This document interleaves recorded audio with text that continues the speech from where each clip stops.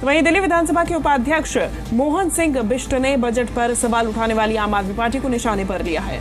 उन्होंने कहा कि जिनके कार्यकाल में घाटे का बजट पेश किया गया था, वो रेखा सरकार के बजट पर सवाल उठा रहे हैं। उन्होंने कहा कि अगर 1 लाख करोड़ का बजट बना है तो इसमें हर वर्ग का ध्यान रखा गया है। ये विकसित दिल्ली का बजट है।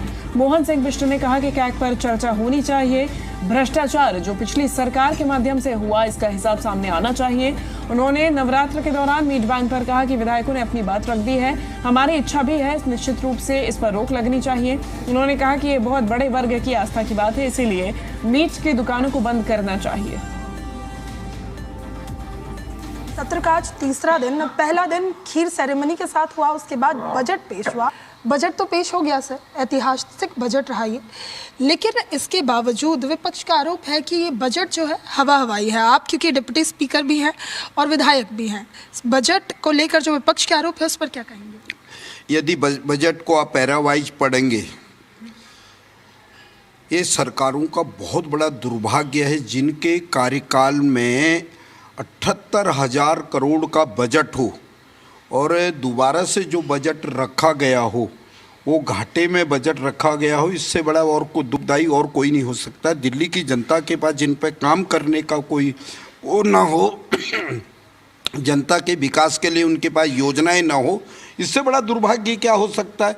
लेकिन मुझे आज खुशी की इस बात की है कि मेरी सरकार आने के बाद, डबल इंजन सरकार बनने के बाद, नरेंद्र मोदी जी के पद चिन्हों पर चलने वाली सरकार के बाद आज 1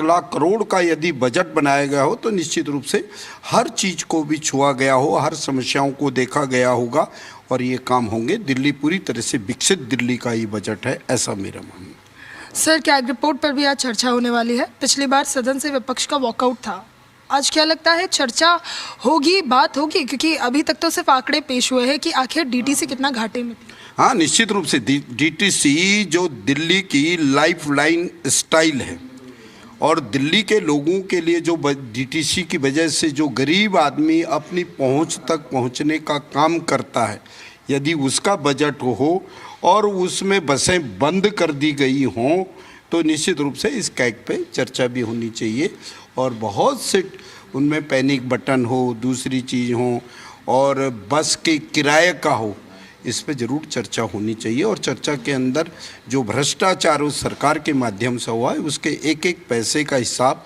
हम ऑन टेबल के माध्यम से भ्रष्टाचार के रूप में खोलने का और पर्दाफाश करने का प्रयास करेंगे। सर, नवरात्रि में 4 दिन बाकी है और बीजेपी विधायकों की जो ये मांग थी, ये बात थी कि मीट शॉप बंद हो, अब नवरात्रि नज़दीक आ रहे, क्या लग रहा है इस पर कुछ इम्प्लीमेंट हो पाएगा इस बार? नहीं, निश्चित रूप से ये तंत्र तो प्रशासन को करना है। विधायिका ने अपनी बात को रख दिया है और हमारी इच्छा भी है और देश के रहने वाले करोड़ों लोगों हिंदू की आस्था का प्रश्न है। निश्चित रूप से मीट, मांस, मदिरा, मछली, इस पर सब पर रोक लगनी चाहिए। दिल्ली के अलावा क्या और राज्यों में भी सर इस तरह की एक्शन लेने चाहिए जहाँ जहाँ भारतीय जनता पार्टी की सरकार है वहाँ पर? बात भारतीय जनता पार्टी की सरकार की बात नहीं है, एक दल की सरकार की बात नहीं, बात है एक बहुत बड़े वर्ग की आस्था का। यदि आस्था के साथ इस प्रकार का किया जाए तो मेरे को लगता है ये ठीक नहीं है, इसलिए मीट, मांस, मछली की दुकानें बंद होनी चाहिए। तो ये थे मुस्तफाबाद से बीजेपी विधायक और दिल्ली विधानसभा के deputy speaker Mohan Singh Bisht. Video journalist Dhirendra Sahu के साथ नीतू झा, ज़ी मीडिया, दिल्ली।